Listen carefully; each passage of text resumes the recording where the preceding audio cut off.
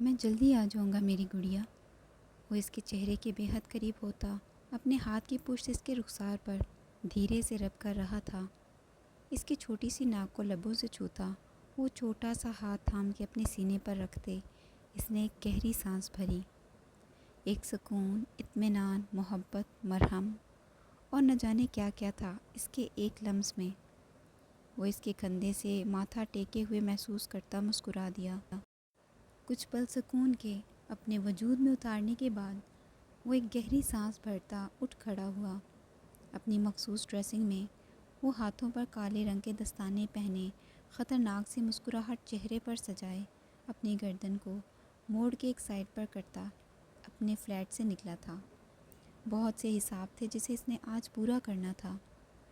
آج وہ سب حساب ایک طرف لگانا چاہتا تھا کیونکہ اب کچھ عرصہ اسے اپنی پیاری سی بیوی کے ساتھ سکون سے گزارنا تھا، جس کے لیے اسے ان چھوٹے چھوٹے گیدڑوں کو ان کے بلوں سے نکال کر مسلنا تھا۔ شایان کا چھوٹا بھائی شاہ میر ایک دفعہ پھر سلطان کے ہاتھ لگ چکا تھا، مگر اس دفعہ اس گھٹیا انسان کی جان بخشی کا کوئی راستہ نہیں تھا۔ وہ باسفورس برج کے کنارے پر اس نوجوان لڑکی کو اپنی مضبوط اور خطرناک گرفت میں جکڑے ہوئے تھا۔ اس کے دونوں ہاتھوں کی نسیں وہ بے دردی سے کاٹ چکا تھا۔ اس کی مضبوط گرفت سے نکلنے کی ناکام کوشش کرتا وہ نوجوان لڑکا درد کی شدت سے چیخ رہا تھا، مگر وہاں اس کی وہ درد بڑی چیخیں سننے والے بس وہ دو خطرناک نفوس ہی تھے جو آج اس کی موت بن کر اسے جکڑے ہوئے تھے۔ سلطان نے اسے پیچھے سے اپنی گرفت میں لیتے زمین پر گھٹنوں کے بل بٹھایا تھا۔ وہ اس کی گردن دبوچے اس کے قریب ہوتا خطرناک اور بے رحم معلوم ہو رہا تھا۔ تو بتاؤ کیسا لگ رہا ہے؟ کیسا محسوس کر رہے ہو؟ وہ اس کی گردن پر گرفت مضبوط کرتا اس کے کان کے قریب ہوتا لب نیچے بولا تو اس لڑکے کا بے جان ہوتا وجود دھیرے دھیرے لرزنے لگا۔ یہ گیت اس کے کچھ فاصلے پر پینٹ کی جیب میں ہاتھ ڈالے کھڑا اس سین کو بھرپور انجوائے کر رہا تھا۔ یہاں اس نیلے سمندر میں میری بیوی کو تکلیف ہوئی تھی، سلطان کی بیوی کو۔ اس کا وجود بے جان ہوا تھا یہیں اسی باسفورس کی تہہ میں۔ جانتے ہو مجھے نفرت ہے باسفورس سے، اور نفرت ہے تم جیسے گھٹیا اور نیچ کیڑوں سے۔ تم سب کو ایک ایک کر کے اسی نیلے سمندر کی تہہ میں غرق کروں گا، سب کتوں کو اسی تہہ میں دفن کر دوں گا، اور تم میں سے جس نے بھی سلطان کی بیوی کو تکلیف پہنچائی، اسے ہاتھ لگانے کی جرت کی، زندہ جلا کر گاڑ دوں گا اس ہر ایک کتے کو۔ چیخو مزید، تمہاری یہ چیخ مجھے سکون دے رہی ہے۔ سلطان نے اپنے خنجر کی نوک پر گرفت مضبوط کرتے اس کے گلے پر ایک سائیڈ رکھتے ایک لمبی لکیر کھینچ دی۔ کرب کی شدت سے وہ ادھ بے جان وجود تڑپ اٹھا تھا۔ وہ بے دردی سے اپنے جسم سے نکلتی جان پر تڑپ رہا تھا۔ سلطان نے اس کے منہ پر ہاتھ رکھتے اس کے سینے پر خنجر کی نوک رکھتے ایک جھٹکے سے نیچے کی طرف کھینچتے اس کے وجود کو درمیان سے جدا کیا۔ تمہاری موت ایک چھوٹی سی سزا ہے اس معصوم لڑکی کو تکلیف دینے کی۔ کہتے ہی سلطان نے اسے اپنی گرفت سے آزاد کرتے ایک طرف پھینکا تھا۔ وہ لرزتے ہوئے وجود کے ساتھ زمین پر رینگتا ہوا تڑپ رہا تھا، جبکہ یہ گیت نے اس کے قریب بیٹھتے اس کے ادھ کیے وجود کی چند تصاویر موبائل میں قید کی۔ تمہارے عزیز بھائی جان کے لیے ایک خوبصورت سا تحفہ، سلطان کی طرف سے۔ امید ہے اسے بہت پسند آئے گا۔ سلطان نے ایک خطرناک سی شیطانی مسکراہٹ اس ہینڈسم چہرے پر سجائی۔ اس کے وجود کو پلاسٹک پیپر میں اچھی طرح ریپ کر کے اس نیلے سمندر میں پھینکتے سلطان نے گہری سانس بھری۔ گہرا نیلا سمندر، اسے اپنی آنکھوں کے سامنے ہر طرف صرف پانی کی لہریں اور گہرائی ہی نظر آ رہی تھی۔ وہ ڈوب رہی تھی، وہ اپنے ابدر سے بہت دور جا رہی تھی۔ وہ اس کا نام پکار رہی تھی، مگر اس کے حلق سے ابھرتی آواز اس نیلے سمندر میں ہی کہیں ڈوبتی جا رہی تھی۔ وہ اپنے نازک سے وجود پر ایک بھاری بوجھ محسوس کر رہی تھی۔ ایک دم سے اس کی آنکھ کھلی۔ وہ گہری سانسیں بھر رہی تھی۔ عشا نے پوری آنکھیں کھولتے دیکھ کر خود کو اس کی مضبوط آغوش میں قید پایا۔ وہ منظر اس کی آنکھوں کے سامنے اکثر لہراتا تھا۔ وہ گہرے پانی کی سطح، اس کی بند ہوتی سانسیں، بے جان ہوتا وجود۔ وہ گہری سانس بھرتی، اس کے سینے میں چہرہ چھپا گئی۔ اس کی وہ خوبصورت خوشبو محسوس کرتی وہ مطمئن ہوئی تھی۔ وہ چہرہ اس کے چہرے کے مقابل کیے اسے سوتے ہوئے غور سے دیکھ رہی تھی۔ اس کا ابدر باری بہت پیارا تھا، کسی شہزادے کی طرح۔ وہ مسکرائی۔ اچانک اس کی نظر سلطان کے ماتھے پر پڑی۔ اس نے بال ماتھے سے ہٹاتے دیکھا، جہاں ایک چھوٹا سا کٹ کا نشان تھا۔ وہ بہت گہرا تو نہیں تھا، مگر اس میں سے نکلتا خون رس کر اس پر ہلکا سا جم چکا تھا۔ وہ متذبذب سی ہوئی، اس چوٹ کو دیکھ رہی تھی۔ یہ کل رات تو نہیں تھی، اب کیسے اور کہاں سے آئی؟ وہ ماتھے پر شکنے لیے اسے دیکھ رہی تھی۔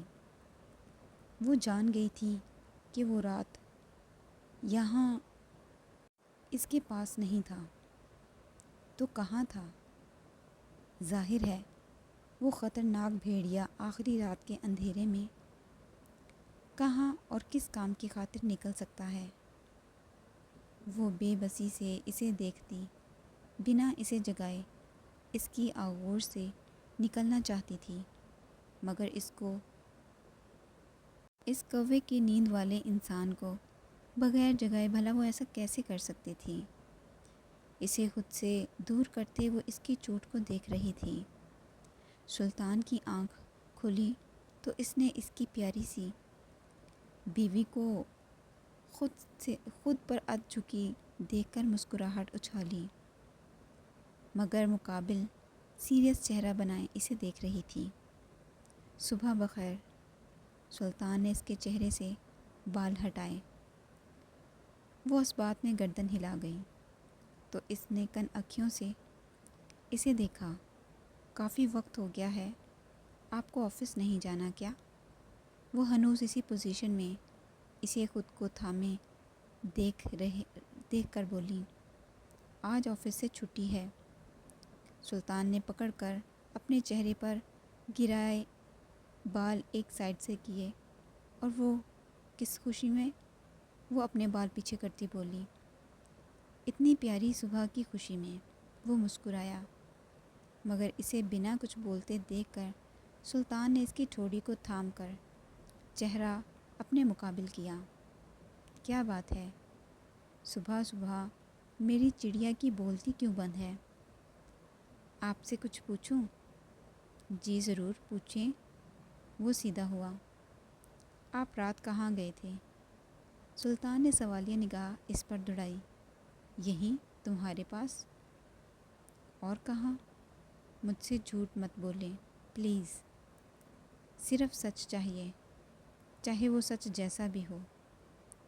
میں سن لوں گی مگر جھوٹ نہیں۔ وہ اس سے فاصلے پر ہوئی۔ یہاں آؤ۔ سلطان نے اسے خود سے دور ہوتے دیکھ کر کہا، پر ہاتھ رکھا۔ پہلے آپ بتائیں جو میں نے پوچھا۔ پہلے تم یہاں آؤ۔ وہ ہنوز رہا۔ پہلے میری بات کا جواب۔ وہ مزید فاصلے پر ہوئی۔ آہ لڑکی، میں تم سے بڑا ہوں تو قانون کے مطابق تمہیں میری بات پہلے ماننی چاہیے۔ وہ نیم آنکھیں کھولے اسے دیکھ رہی تھی۔ قانون کے مطابق چھوٹوں کی بات کا سیدھا اور سچ جواب دیا جاتا ہے۔ اس کی بات کے اختتام پر سلطان نے اسے بازو سے پکڑ کر اپنی طرف کھینچا۔ وہ سیدھا اس کے سینے سے ٹکرائی۔ تمہیں تو وکیل ہونا چاہیے تھا، بڑے قانون جانتی ہو۔ میری چھوٹی سی چڑیا۔ وہ اس کے ناک پر ٹچ کرتا مسکرایا۔ میں نے آپ سے کچھ پوچھا ہے، آپ کہاں تھے رات؟ ضروری کام سے گیا تھا۔ کس ضروری کام سے؟ کیا یہ جاننا ضروری ہے؟ سلطان نے آئی برو اٹھائے۔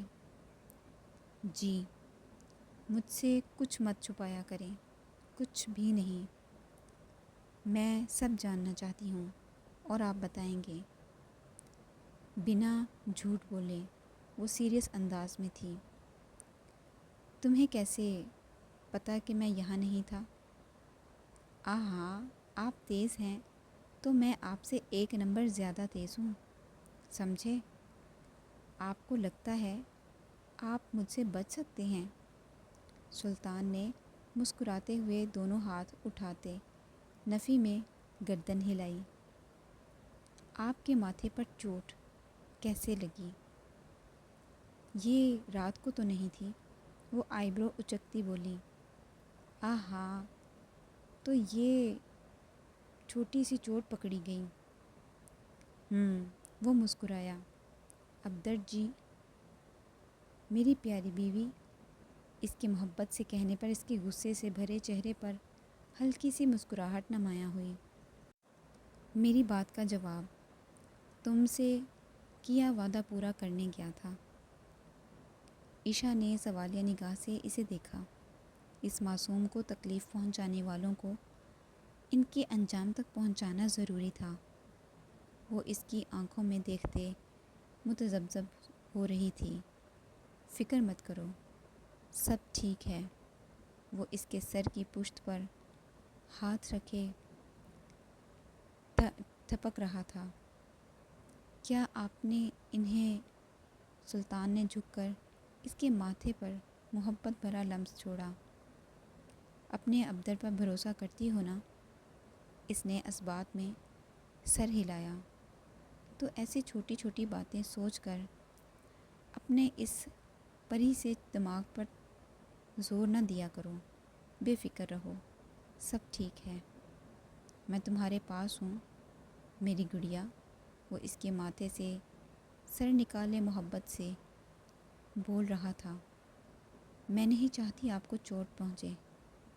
وہ اس کے ماتھے سے بال ہٹاتی اس چھوٹی سی چوٹ کو دیکھ رہی تھی۔ تمہیں یہ چوٹ لگتی ہے؟ وہ مسکرایا۔ نہیں تو، چوٹ کہاں، یہ تو آپ کے ماتھے پر ایک چھوٹا سا پھول کھلا ہوا ہے۔ سلطان کی مسکراہٹ گہری ہوئی۔ یہی سمجھ لو۔ ہٹیں آپ۔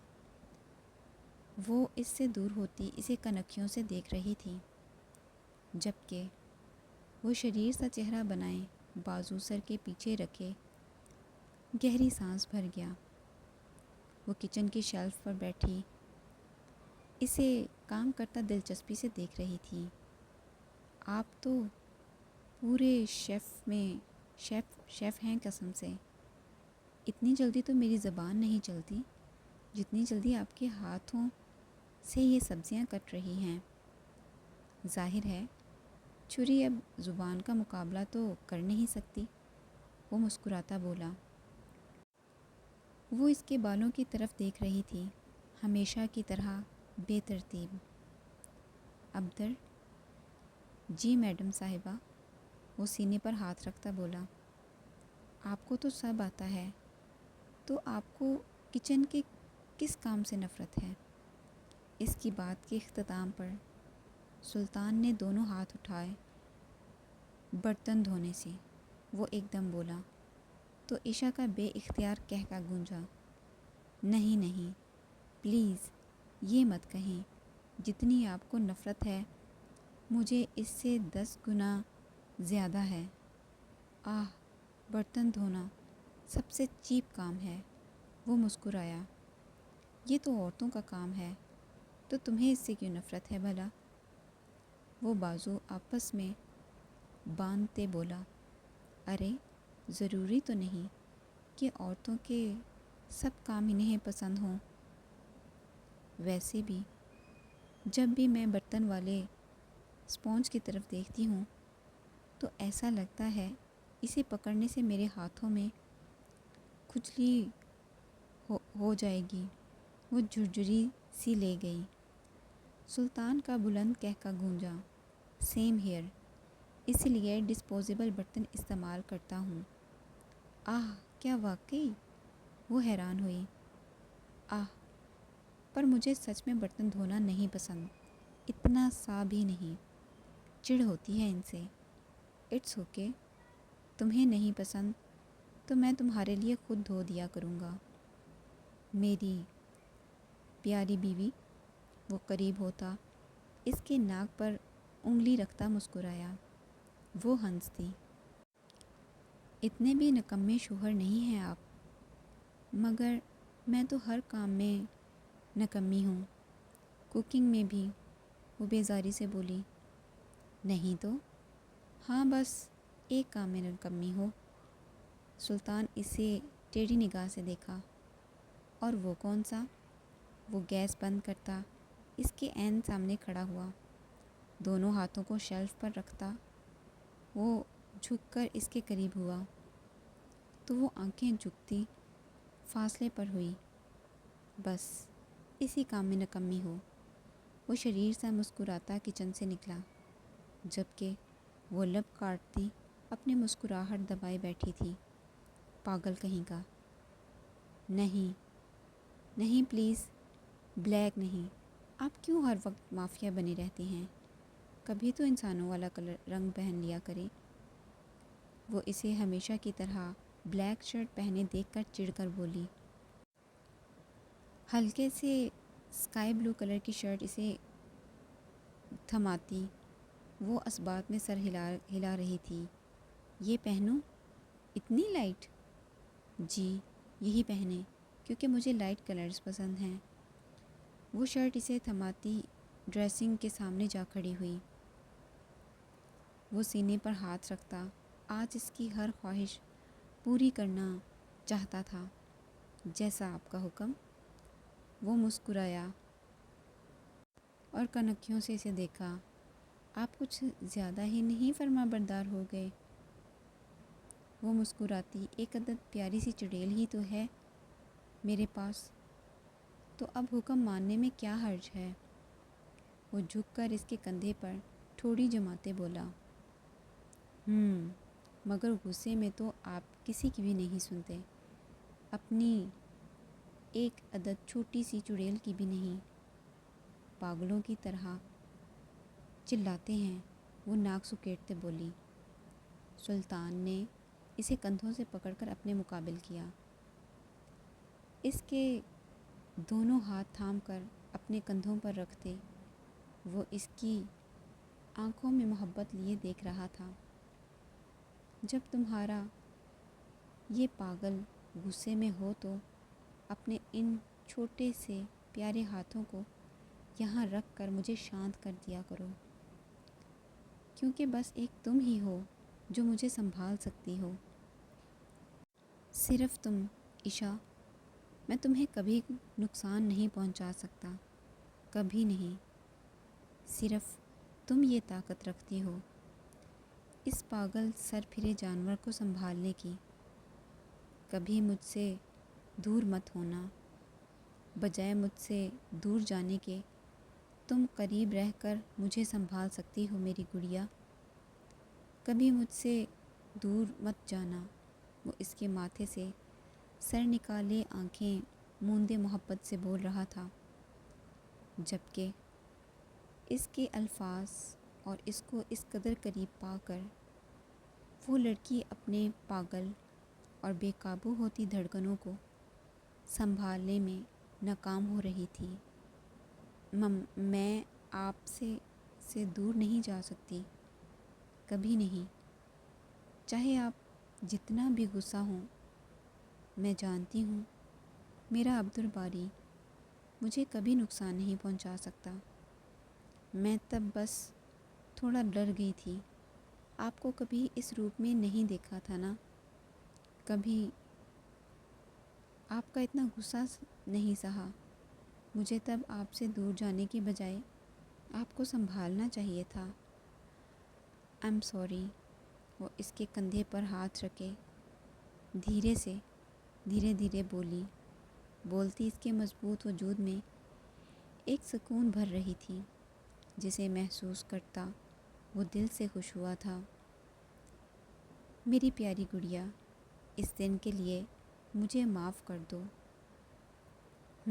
اگر معاف نہ کیا ہوتا تو اس وقت آپ جناب کے اس کندھوں کو نوچ چکی ہوتی۔ وہ ایک دم فاصلے پر ہوئی۔